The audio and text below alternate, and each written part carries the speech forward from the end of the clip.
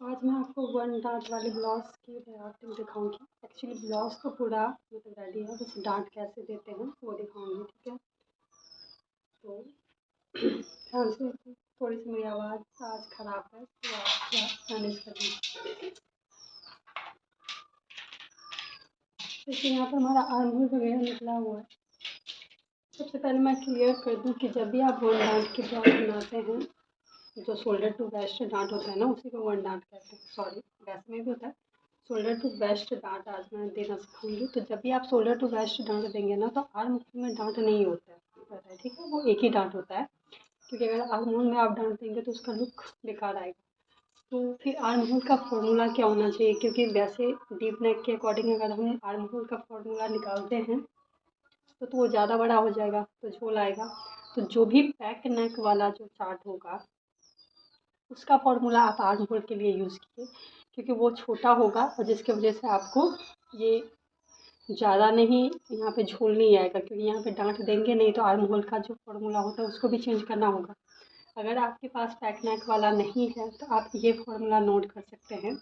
ये आपका 27 से लेके और पूरा जितने भी साइज़ के आपकी ब्लाउज है उसके लिए आप सेम ही फार्मूला यूज़ करें। जब भी आपका शोल्डर टू वेस्ट डार्ट हो, अगर आपका चेस्ट हैवी है, अगर आपका 14 से प्लस है, तब आप चेस्ट राउंड डिवाइड बाय 6 करेंगे और उसमें प्लस आप हाफ इंच करेंगे। ठीक है, क्योंकि अगर आपका चेस्ट राउंड ज़्यादा है तो ऑब्वियसली बाजू भी थोड़ा हैवी होगा, तो यहाँ पे अटक ना जाए। अगर आपका 14 से माइनस है तब आप सिर्फ 6 चेस्ट राउंड 6 करके छोड़ देना। ठीक है, जो भी आपका आएगा वही आपका आर्म होल का होगा।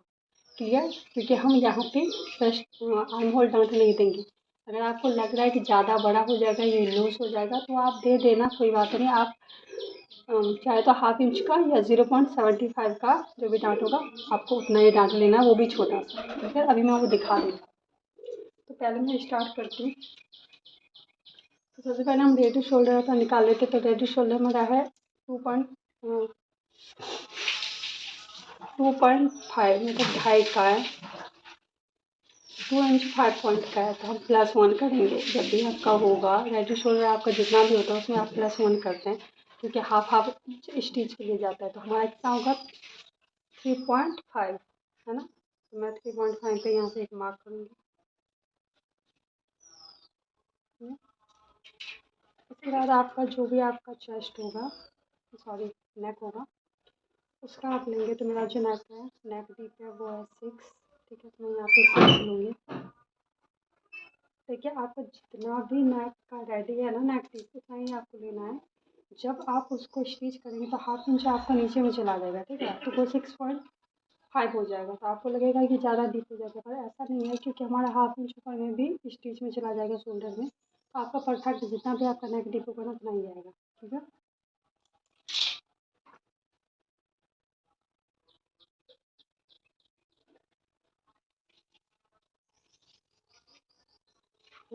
अभी मैं आपको दिखा देती हूँ। तो हाफ इंच आप ना यहाँ पे स्टिच के लिए भी रख लेंगे। अब आपको टेंशन नहीं होगी, आप जितनी भी होगी वही। अभी अब हम कोई सा भी शेप दे देते हैं रैंडमली। अभी हम शेप बाद में दे देंगे। अब मेरी जो आई हुक है वो फ्रंट में है। ठीक है, फ्रंट को करना है, तो मैं यहाँ पे हाफ इंच इतना आई हुक के लिए भी रखूँगी। यहाँ पे मैं हाफ इंच पे मार्क कर दूँगी, जो भी हमारा हाफ इंच आई हुक के लिए जाएगा, और उसको स्ट्रेट कर देंगे।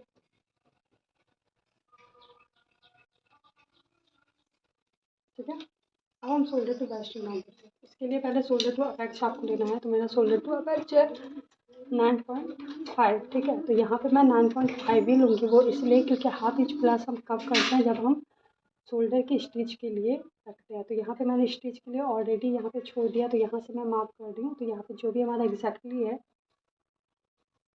शोल्डर टू अपेक्स उतना ही लेंगे। ठीक है, क्योंकि ऑलरेडी मैंने हाफ इंच यहाँ पे रख दिया। मेरा हाफ इंच 9.5 है, तो मेरा यहाँ पे ले लेंगे। अब आपका अपेक्स टू अपेक्स कितना है, तो देखिए, जैसे तो आपको पता होगा अगर आप मेजरमेंट लेते हैं। अगर आपको मेजरमेंट नहीं लेना, अपेक्स टू अपेक्स अक्सर मेजरमेंट में सही नहीं बैठता है। ठीक है, तो ये फॉर्मूला आप यूज़ करें, आपकी साइज कोई सा भी क्यों ना हो। आपकी जो भी चेस्ट है उसको डिवाइड आपको 10 करना है। ठीक है, तो जो भी आएगा वही आपका एग्जैक्ट अपेक्स टू अपेक्स। ठीक है, मेरा यहाँ पे 3.5 है, मैं यहाँ पे 3.5 लूँगी, आई को छोड़ के लूँगी, क्योंकि आई को अगर मैं ले ली ना तो फिर मेरा ये छोटा हो जाएगा, ये तो माइनस हो जाएगा। तो यहाँ पे मैं लूँगी 3.5 पे मेरा एग्जैक्टली आ ही रहा है। ठीक है, ये हमारा अपेक्स। अब जितना भी आपका अपेक्स टू अपेक्स हो उसमें आपको हाफ इंच माइनस करके वेस्ट की तरफ से लेना है। तो मेरा यहाँ पे 3.5 है, तो यहाँ पे मुझे लेना है 3। तो यहाँ पे मैं 3 पे मार्क करूँगी। अब आपको डांट कितना लेनी है, ठीक है, की डांट देखनी है, वो है बेस्ट डांट। ठीक है, आपकी जो भी साइज है उसमें का डांट लेना है आपको। तो मेरा है 31 में मुझे लेना है 2.5। ठीक है, 2.5 का डांट लेना है, तो मैं 2.5 का डांट लूँगी। ठीक है, अभी मैं 2.5 का डांट लूँगी, तो यहाँ पे जितने भी 2.5 का जो डांट होगा वो मैं 2.5 ले लूँगी यहाँ पे। ठीक है, अगर आपको ऐसा लग रहा है डांट बहुत बड़ा होगा तो आप कम भी रह सकते हैं, हाफ इंच जितना कम भी कर सकते हैं। ठीक है, और अभी ये ठीक है। और मेरा जो वेस्ट है, बाकी तो मैंने मार्क ऑलरेडी किया ही हुआ है, तो मैं वो नहीं दिखा रही आपको। अब इन दोनों डांट को हम अपेक्स वाली लाइन में अटैच कर देंगे।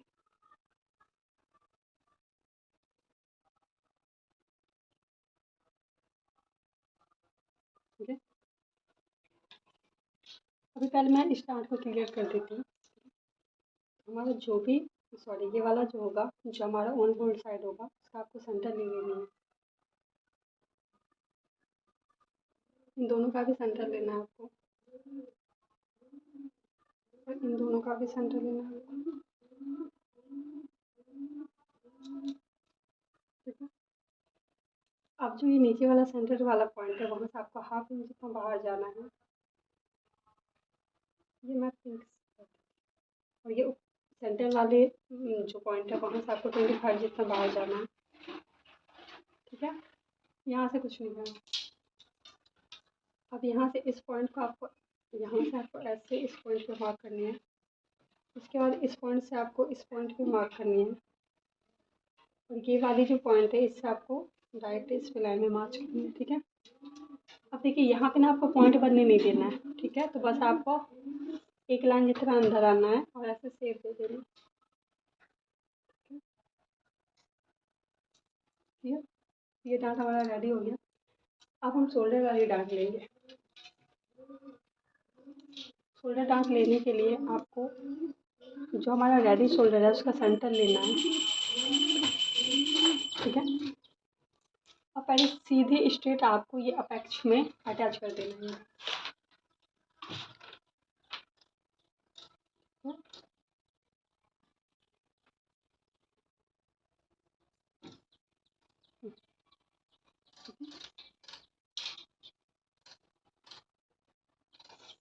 अब इन दोनों का ये जो अभी लाइन आपने दिया डांट, उसका हमें सेंटर लेना है। अब इस सेंटर से आपको हाफ इंच जितना अंदर आना है, फोल्ड साइड के अंदर। ठीक है, और फोल्ड साइड के अंदर नहीं जाना है आपको। यहाँ से हम रखेंगे और हाफ इंच जितना अंदर। ठीक है, अब आपको सेक देते हुए इस अपेक्स वाली लाइन में अटैच कर, जैसे आपके पास फ्रेंच कर्व है या फिर आपके पास ऐसे रैंडमली हैंड से भी आप दे सकते हैं। ठीक है, ऐसा कुछ इशू नहीं है।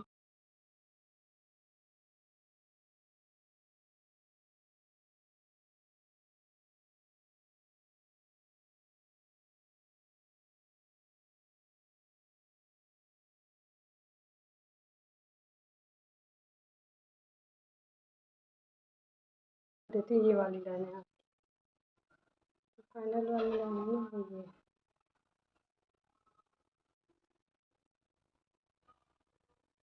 ठीक है, अब ये शोल्डर टू वाइड डांट हमारा हो गया। अभी मैं यहाँ पर लाइन दिखा देती हूँ, जो हमारा मार्जिन रहेगा वैसे एक्चुअली में वो तो मेरा रखा हुआ है।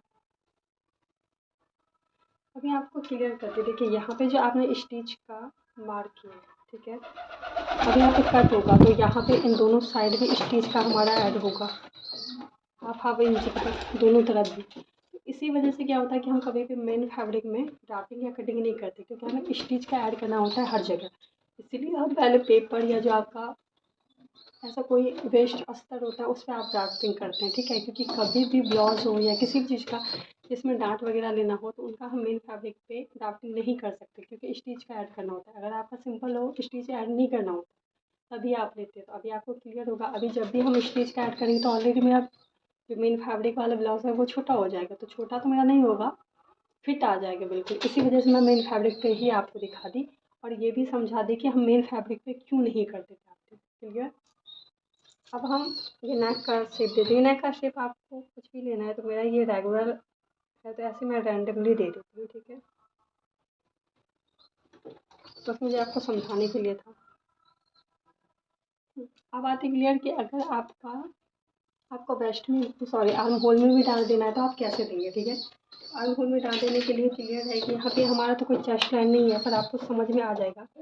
ऐसे मेरा तो यहाँ पे कटा है, ऐसे आपका चेस्ट लाइन रहता है ऑलरेडी, ठीक है। तो यहाँ पे आप 1 इंच या फिर 0.5 इंच जितना डाल दे सकते हैं, ठीक है, अगर आपको देना हो तो। वैसे तो आपको आर्म होल पैक नेक वाला करना है या फिर मैंने जो फॉर्मूला बताया है वही करना है, क्योंकि जब भी हम शोल्डर टू वेस्ट डांट देते हैं तो और कोई डांट नहीं पड़ता है, सिर्फ 1 डांट ही पड़ता है। क्योंकि अगर आप आर्म होल में डांट देंगे तो अच्छा नहीं लगेगा, फिनिशिंग नहीं आएगा। लेकिन अगर कई बार क्या होगा कि अगर आपका आर्म होल ज़्यादा हो चुका है, अभी आपको समझ नहीं आ रहा है, तो आप क्या कर सकते हैं आप इन केस के लिए। तो वहाँ पे आपको क्या करना है कि जितना भी आपका shoulder to, sorry, waist down है उसका आपको हाफ लेना है, ठीक है। मेरा 2.5 है तो यहाँ पे आएगा 1.25। 1.25 इस लाइन से आपको यहाँ पे रखना है, ठीक है। और इस वाले लाइन को आपको अपेक्स वाली लाइन में अटैच करनी है। ये डार्ट तो मैंने कई दफ़ा किया है, पर फिर भी मैं समझा देती हूँ अभी आपको, ठीक है।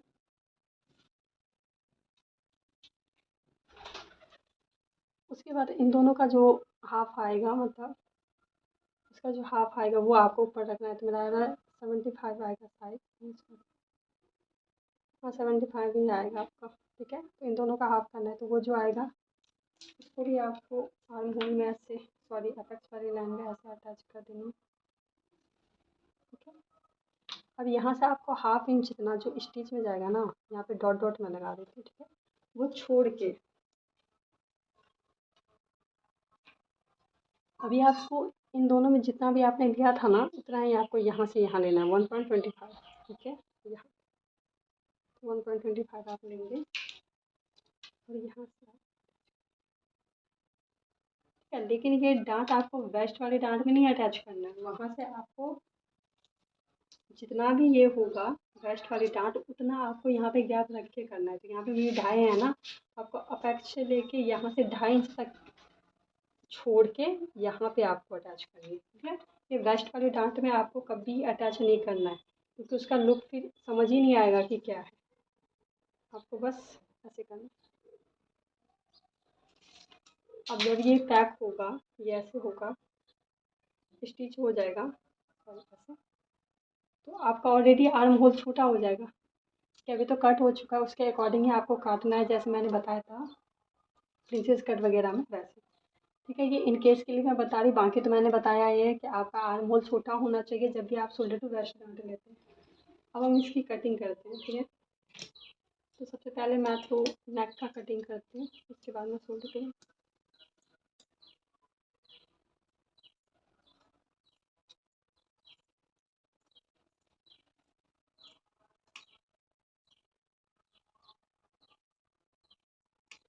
अभी आपको ये लग रहा है ये इसीलिए मैंने कर दिया क्योंकि ऑलरेडी यहाँ पे हम चलाई जाएगा, ठीक है। इससे पहले अब मैं इसकी कटिंग कर दूँगी। पहले मैं इसकी, देखिए यहाँ पे मुझे स्टिच का ऐड करना है, तो मैं वैसे तो स्टिच का ऐड करना ही है, बाकी यहाँ पे मैं ऐसे रख देती, बस आपको ड्राफ्टिंग कटिंग ऐसे ही करना है, इसलिए क्योंकि आप मेन फैब्रिक पे तो करेंगे नहीं, ये मेरा मेन फैब्रिक है, आपको तो नहीं करना है, तो ठीक है, आपको ऐसे ही कटिंग करना है इस वाले लाइन पे, ठीक है। यहाँ पे मैं अभी स्टिच का ऐड कर दूँ बस इसलिए क्योंकि ये मेरा मेन फैब्रिक है, इस वजह से, ठीक है।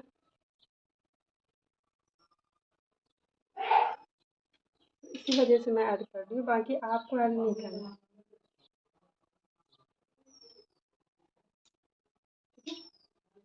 और एक बार मैंने चेक नहीं किया, वो भी मैं आपको समझा देती चेक करके। देखो ये वाली लाइन से मैं चेक करवा लूँ, वो तो मैंने स्टिच का ऐड किया इसीलिए उसको आप छोड़ दो यहाँ पे। तो ये जितना कितना आपका आ रहा है, मेरा आ रहा है बैक से ये लेके 5 इंच 5 पॉइंट में 1 लाइन का मतलब 5.8 इंच। ठीक है, तो यहाँ पे मैं ऐसे रखूँगी, ऐसे मैं देखूँगी कहाँ पे भी आ रहा है हमारा ऐसे। ठीक है, तो यहाँ पे आपका आ रहा है, ठीक है मेरा, तो यहाँ पे 5.3 लाइन पे मैं ऐसे मार्क करूँगी।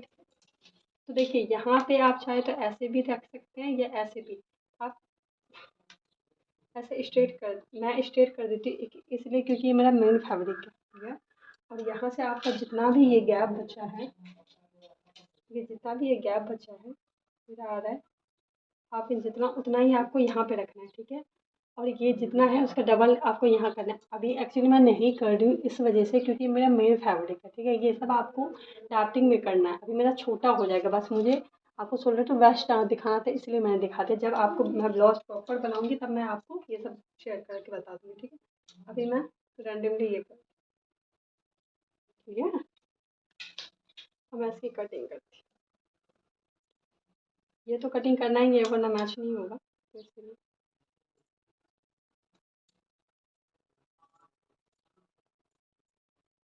अभी मैं चेक करके उसके बाद देखती हूँ क्या हुआ।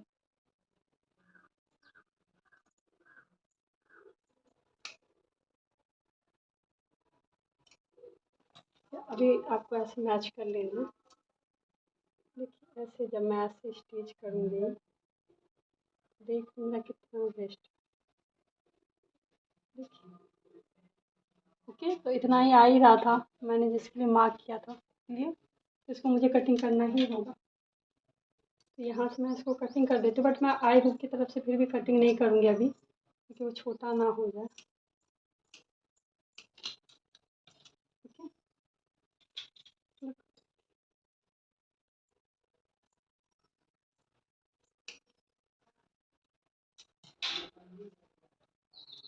ठीक है, अब इसको हम कैसे कटिंग करेंगे देखिए। अभी हम आपको इसको बिल्कुल स्ट्रेट कटिंग करेंगे इसी लाइन के ऊपर से।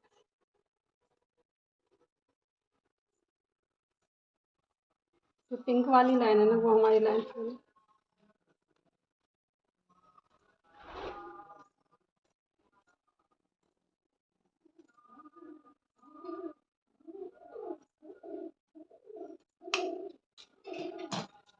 ठीक है,